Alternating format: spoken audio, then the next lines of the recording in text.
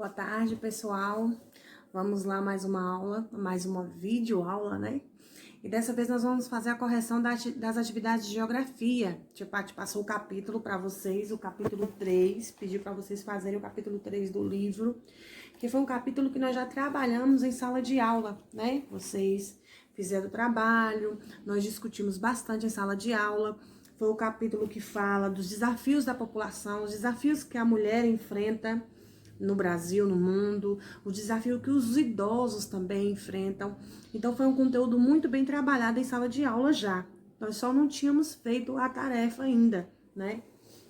Mas nós conseguimos debater bastante, a gente conversou sobre a vida da mulher, né, na sociedade, o quanto era difícil antes as mulheres terem o seu trabalho digno, né? As mulheres antigamente trabalhavam em casa, cuidavam dos filhos, fazia comida, cuidava da casa, né?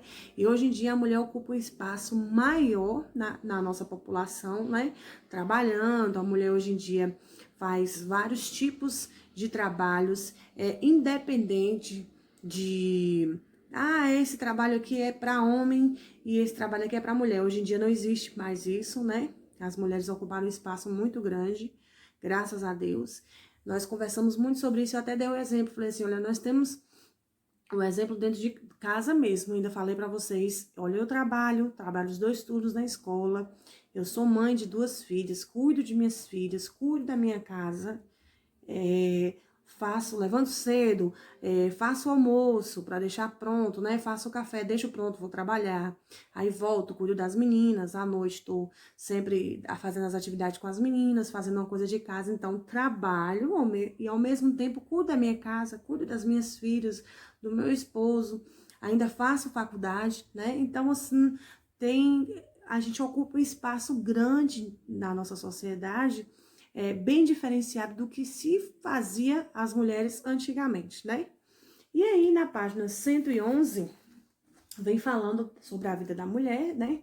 Eu creio que vocês fizeram a leitura, que eu pedi para vocês fazerem a leitura. E a questão número 2 fala assim, ó. Qual é a profissão das mulheres que convivem com você? É uma atividade, uma resposta pessoal. Você vai perguntar aí às mulheres que convivem ao seu redor, elas trabalham em quê? Você vai pesquisar, perguntar e responder aí uma resposta pessoal. A terceira questão. Você conhece alguma mulher que exerce uma profissão que era tradicionalmente desempenhada por homens? Quem é e qual a profissão dela? Pessoal também, né?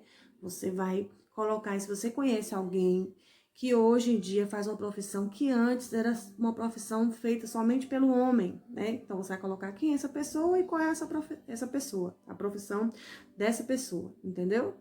É pessoal também. Quarta questão. Em sua opinião, há diferenças entre mulheres e homens no desempenho da profissão? Em quais aspectos pode ocorrer distinção entre os dois? É uma resposta também que vai ser pessoal sua. Você acha, né, que há diferença entre os homens e mulheres no desempenho do trabalho? Você acha que tem trabalho que é só para mulher e tem trabalho que é só para homem? Você vai dar a sua opinião aí. A resposta também é pessoal da questão 4. Nós vamos para a página 112. A página 112, ela fala sobre a violência contra a mulher. Nós trabalhamos muito isso em sala de aula, lembra? Alguns grupos fizeram uma apresentação sobre a violência da mulher, né? Questão do bater, do machucar. Apresentaram cartazes falando sobre essas violências da mulher. E entre essa violência, o que mais se destacou na nossa aula, em sala de aula, foi a Lei Maria da Penha, né? Que foi uma lei criada em 2006. Essa Maria da Penha, ela realmente existe, é uma mulher que infelizmente foi maltratada, né? Foi violentada pelo marido e ela lutou contra os direitos, atrás dos direitos dela e ela conseguiu, né? O marido dela foi preso e com a função dos advogados ajudaram ela e ela foi essa mulher que criou essa lei em 2006, né?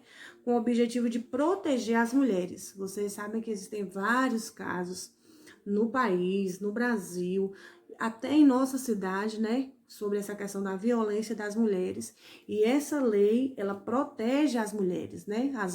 As vítimas de violência doméstica. tá? Então, essa foi a Lei da Penha, e aí a violência, eles falam aqui, abordam aqui, que não é só também a violência física, né? É a violência verbal, todo tipo de violência contra a mulher, a gente fica triste, porque a gente, não só contra a mulher, como qualquer outro ser humano, a gente sabe que a gente não deve agir de certa forma, né? E principalmente com a mulher. E aí, na página 212 fala, olha que foi Maria da Penha, né, que foi uma cidadã brasileira que teve coragem de denunciar o seu marido, né, que fez a violência, a tentativa de morte, que o marido dela tentou até matá-la, né, e em homenagem a ela, a lei leva o seu nome, né, Maria da Penha. Vai ter o vídeo da revisão aí e vocês vão assistir e ver ela mesmo falando sobre o que aconteceu com ela, como aconteceu, né? E vocês vão ver aí quem é Maria da Penha. Vai estar no vídeo da revisão, tá bom? E aqui tá onde pedir socorro, né? Onde a gente pede o socorro quando acontece alguma agressão contra as mulheres, a gente vai na delegacia e faz lá a denúncia, né? A delegacia de cada cidade, correto? Na página 113 está falando assim, na quinta questão. A violência contra mulheres é entendida como que? Aí você vai assinalar a letra B. Todos os atos que aferem fisicamente ou emocionalmente, tá? É uma violência contra a mulher. Não só física, não só o bater, mas tudo que se refere a alguma coisa emocional, né? Contra a mulher também, a gente dá entender como uma violência contra a mulher. Na sexta questão, que outras situações de violência merecem a atenção do governo e da população? Aí também uma resposta pessoal, você vai pesquisar aí que outras situações de violência, né, merecem a atenção do governo e até da população. Eu posso sugerir para vocês a questão da violência contra crianças e adolescentes, né? É algo que é uma violência, né? E tanto o governo como a população tem que providenciar situações para evitar isso. Eu posso colocar também a questão da violência contra os idosos, os moradores de rua, né? Enfim, vocês podem colocar aí, a resposta é pessoal, mas vocês podem colocar nesse sentido aí, que é algo mais real pra gente, tá certo? Também tem falando sobre, olha, recentemente a organização não governamental, a Plan, realizou uma pesquisa com crianças de 5 estados brasileiros. E o tema estava relacionado à participação na realização das tarefas domésticas. Aí, olha só, crianças, arrumar a cama, né? 84% das meninas faziam isso, os meninos só 11%. Lavar a louça, 76% das meninas e os meninos só 12,5%. Limpar a casa, só 65% das meninas e dos meninos só 11,4%, né? O resultado dessa pesquisa mostra a desigualdade que nós temos no nosso país, né? Os homens, eles acham que essas atividades é só para as mulheres. E hoje em dia a gente pode perceber nas famílias, hoje em dia, que não há essa separação mais, não há e não deve haver essa separação de tarefas, né? Aqui em casa é assim, eu tô limpando a casa, o marido tá ali lavando a louça, tá fazendo a comida, então ajudando, separando, né? As atividades, dividindo as atividades. Levanta, arruma a cama enquanto eu tô dando café para as meninas. Então, assim, tem que ser tudo bem dividido, porque antigamente era só a mulher, mas hoje em dia não existe mais isso, né? E nós, mães, devemos ensinar isso desde cedo. É desde cedo que em casa a gente coloca os filhos para poder arrumar a cama, ajudar a lavar os pratos, a enxugar. É assim que vai ajudar o ser humano, a criança, né? O adolescente a crescer e a entender que essa desigualdade não existe, correto? Nós vamos para a página 114. A página 114 é um texto falando sobre a violência no dia a dia, tá? Vou pedir para vocês fazerem a leitura desse texto, fazer a interpretação, lendo e observando, que é muito interessante, tá? Que vocês façam essa leitura, porque fala um pouco mais sobre a violência do dia a dia, correto? Na página 115, tá falando o seguinte, tá falando agora sobre o idoso. E nós falamos também sobre idoso lá na sala. Vocês mostraram vídeos, vocês fizeram os cartazes falando o que é ser idoso, os direitos do idoso. Teve uma apresentação, né, Rian? Rian fez uma apresentação aí de um idosozinho. Foi bem legal, foi bem divertido, com as calças lá em cima, apertadinha e, né, com as costinhas bem lá embaixo. Foi bem legal. E nós debatemos muito sobre essa questão dos idosos. Então, tia Paty, de certa forma, tá só revisando o que a gente já aprendeu em sala de aula, né? E aqui fala sobre como é ser idoso no Brasil. Aí, a letra A tá falando o seguinte, não, a 7ª questão. Observe os números da pesquisa realizada do IBGE e a projeção para o futuro no que se refere à população dos idosos no Brasil. Lá no vídeo também, na revisão da prova de geografia, eu vou estar mostrando um vídeo também falando sobre essa questão dos idosos na população do Brasil. Vai ter lá um gráfico e vocês vão perceber que a quantidade de idosos vão aumentar, né? De 2010, 2020, 2030, vai estar dobrando, triplicando a quantidade de idosos no nosso Brasil. Na letra A, ao comparar o número de idosos entre 2007 e 2017, o que podemos circular? O que podemos concluir, desculpa. Então, observe aí, ó, idosos em 2007 era 17,4 milhões. Em 2017 passou a ser 26 milhões. E em 2020, possa ser que chegue aos seus 37,9 milhões. Então, só foi o que? Aumentando, né?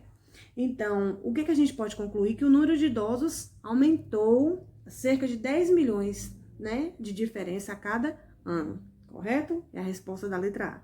Na letra B, com base nesse resultado, qual é a projeção para 2027? Com esse resultado aí, você acha que em 2027 a gente pode colocar o quê? O triplo, né, da projeção. O número de idosos do Brasil aumentará a cada ano, chegando até o triplo em 2027. Essa é a resposta da letra B. Letra C. Quais seriam os desafios do governo diante desses resultados? Comente com os colegas e registre suas conclusões. Você pode registrar aí alguma conclusão sua nos comentários do vídeo. São poucas pessoas que fazem comentário dos vídeos aí. Eu acho que a gente pode estar fazendo mais comentários. Tia Paty vai estar respondendo vocês aí, é legal. Então, quais seriam os desafios do governo? É pessoal também. Você pode estar dando uma pesquisada aí para ver.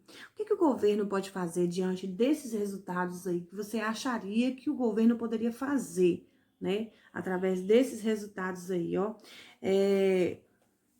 A questão da assistência médica, né? Eu acho que no Brasil deveria aumentar mais, porque se vai aumentar a quantidade de idosos, tem que aumentar mais a questão da assistência médica para esses idosos, né? Moradia, aposentadoria, a prioridade nos atendimentos em todos os lugares, né? Então tem vários fatores aí que você pode colocar na letra C, que pode estar ajudando aí, tá certo? Vamos agora para a página 116.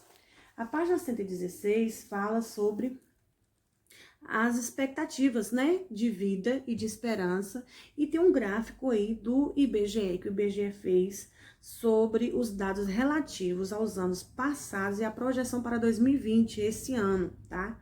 Então, começou lá, ó, de 1980, tá? Os idosos aí entre 55 a 62 a 65 anos, era menor, e aí em 2020, olha só como foi aumentando, tá vendo? Observa bem o gráfico aí da página 116. Houve um aumento muito grande, né, da expectativa de vida dos idosos. Na letra A, pergunta assim: o que ocorreu entre os anos de 1980 e 2000, de acordo com as informações fornecidas pelo gráfico? Vamos observar o gráfico aí. Observa aí, de 1980 para 2000, o que aconteceu? A expectativa de vida aumentou, né? De 62 para 70 anos de idade. Só para você ver, ó, de 62 para 70 anos de idade. Então, aumentou. Houve um crescimento enorme, né? Na letra B, a que conclusão podemos chegar a observar os demais anos, né?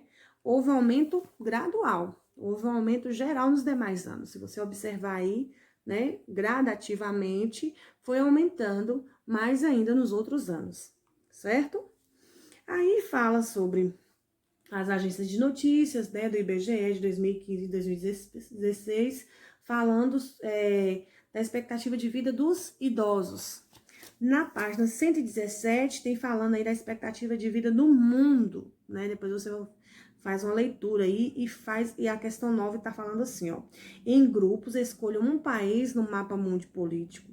Descubra qual é a expectativa de vida nesse lugar e nas razões que se determinam. Então, eu não vou pedir para a gente fazer em grupo, que a gente não pode fazer, mas depois você dá uma pesquisada e veja em um país no mapa mundi. Abre lá o mapa mundi, veja lá um país e descubra qual a expectativa de vida, né, nesse lugar, tá certo? E a 10ª questão, você vai conversar com o idoso e fazer essas perguntas que está pedindo aí para fazer na 10ª questão. Na sua família deve ter alguém idoso aí, você vai fazer essas perguntas com ele, tá certo? Na página 118, nós vamos fazer o seguinte, tem aí falando sobre os principais motivos para o aumento da expectativa de vida, tá? Tem que estar falando aí o acesso aos cuidados médicos, que eu comentei nesse instante, né? A informação de programas de prevenção de doenças, a orientação sobre a importância de ter alimentação adequada, né? Os idosos precisam de uma alimentação mais adequada, precisa de uma assistência médica melhor, tá? E na questão 11 tá assim, ó, de que forma os vícios ou os problemas sociais podem contribuir para que o tempo de vida de uma pessoa seja reduzido? É pessoal também. Você vai parar para pensar em um pouco e analisar de que forma os vícios e os problemas sociais podem contribuir para o tempo de vida das pessoas. Você acha o quê? Que pode ser ruim ou pode ser bom? A pessoa que tem um vício, o vício do cigarro, você acha que o vício do cigarro vai contribuir ela a ter uma saúde melhor daqui a 20, 30 anos? Então, você vai analisar e colocar aí na questão 11. Na questão 12, que cuidados crianças e adultos podem adotar para preservar a saúde da vida? Né? Pessoal também, mas a gente pode estar avaliando aí a questão da alimentação, atividade física, beber muita água, fazer coisas saudáveis. Se você começar a fazer isso agora, criança, provavelmente a sua perspectiva de vida futuramente é de muitos e muitos anos, né? Que bom. A página 119 está falando aí como tratar os idosos, né? No vídeo de revisão aí para a prova de geografia, tem falando também como é a forma de tratamento de um idoso. E você pode fazer a leitura aqui também desse texto em casa, tá bom? A página 120 fala o seguinte, que no dia 1º do mês de outubro, a gente comemora o Dia do Idoso. Poucas pessoas sabem disso, né? 1º de outubro é o Dia do Idoso, tá? E se você tem uma pessoa idosa na sua casa, ou próximo da sua casa, ou na sua família, separe essa data aí no calendário para quando for no dia 1º de outubro, você fazer uma homenagem para essa pessoa, você sentar e conversar com essa pessoa. A gente costuma fazer muito essas homenagens no dia do avô, da avó, né? Mas não deixe para fazer isso só em datas comemorativas, não. A gente tem que valorizar as pessoas que estão próximas da gente, né? E isso é muito bom. Aí tem a 13ª questão. Com os colegas, que infelizmente não pode acontecer isso agora, escolha os 5 artigos do Estatuto do Idoso que você considera importante e que necessita ser praticado. O que você vai fazer? Você vai lá no Estatuto do Idoso, vai pesquisar o Estatuto do Idoso, tá? E vai colocar 5 artigos importantes que você acha que são importantes nesse local aí, tá certo? Vai escrever esses 5 artigos e você vai separar os que você acha mais interessante e colocar aí nesse cantinho, tá certo? Para você estudar um pouquinho sobre o Estatuto do Idoso. Então, essas questões são básicas, são questões assim que vocês vão responder, que usa mais a parte pessoal, mas que foi bem trabalhada em sala de aula, foi bem divertida, a gente conversou muito sobre isso, a gente assistiu vídeos também falando sobre isso. E eu tenho certeza que esse assunto aí vocês vão tirar de letra. Tá certo? Assistam o vídeo de revisão também, para